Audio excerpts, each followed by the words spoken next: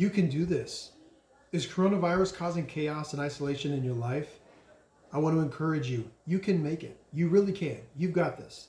This will pass. So how are we going to handle this in the meantime? So today I would like us to read James chapter 1, verses 2 through 5. Let's read that together. Count it all joy, my brothers, when you meet trials of various kinds. For you know that the testing of your faith produces steadfastness, or we could say endurance. And let steadfastness, or let endurance, have its full effect, that you may be perfect and complete, lacking in nothing. If any of you lacks wisdom, let him ask of God, who gives generously to all without reproach, and it will be given to him.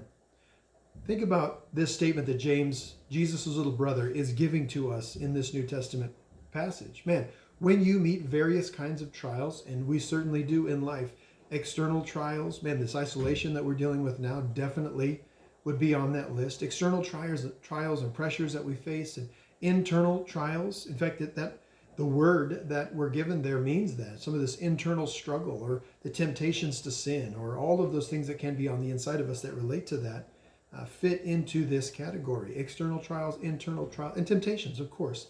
Temptations. When those things happen, and they will, James tells us we are to count it all joy, or full joy, or greatest joy.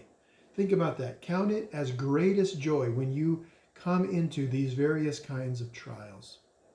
That's a tough pill to swallow until we learn the reason he says this. So there is no doubt that for many of us all over the world, this is a trial. This coronavirus, this isolation that we're facing, especially here in Washington, is a trial. It's a temptation. We're having to wrestle with isolation, and we know human connection is a fundamental and basic need that we have. And so maybe where you're at as you watch this, maybe you're wrestling with all kinds of emotions, and we're stepping into each and every day into the unknown, and there's no real clear direction of how long this is going to last, and what does next week look like, or what does next month look like. Hard to plan.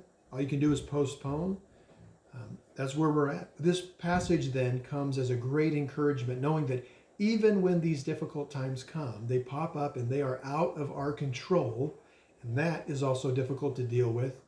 They really can serve to help you grow. They can serve to help me grow, but we have to lean into the message that James is teaching us here. In verse 4, he says, let steadfastness, or let endurance, have its full effect, that you may be perfect and complete, lacking in nothing. Let endurance result, or let it have its result, or let it work. Did you see that when we read that? We need to allow it. I'm sure we have all been through things in our life where when we look back, we wished we would have grown faster or matured sooner than we did. All trials, no matter how hard they are, can have a positive benefit, but a lot depends on our perspective. Trials don't just grow us and mature us by default. We have to allow for it. We have to let them work. We have to lean into the process. And I think that's exactly what James is saying here. So are you going to let these hard things in this isolation and the coronavirus pandemic that we're dealing with and all of the unknown, are we going to let that, are you going to allow that to make you better, or are you going to allow it to make you bitter? Because I think the choice is ours. Yes, it's hard. It's hard for everybody. And for some, it's very difficult. And the struggles or the loss of loved ones is incredibly difficult. But are you going to allow it to make you better or bitter?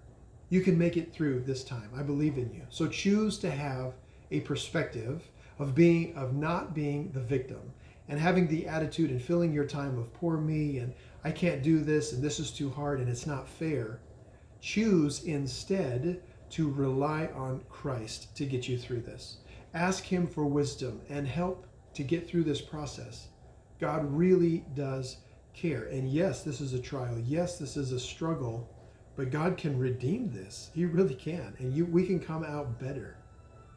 Know that even through this, and for some it may be so incredibly difficult, Christ can redeem it. So I encourage you. And so we can come out of this, when it does end, more mature. We can come out of this more stable, more compassionate, more loving, more kind, more generous, more empathetic. So as we end, what can you do during this time? What can you learn during this time? I'm asking myself that question. And who else can we be praying for? Are you praying for other nations? Are you praying for friends and family and neighbors and others who are struggling and those people who are working on the front lines at risk?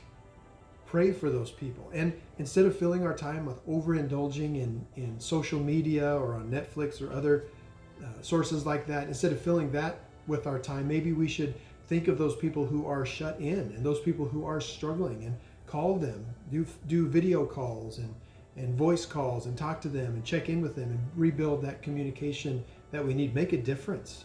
Think of others as we pray for others, and we believe that God will do amazing things through this time to help us grow.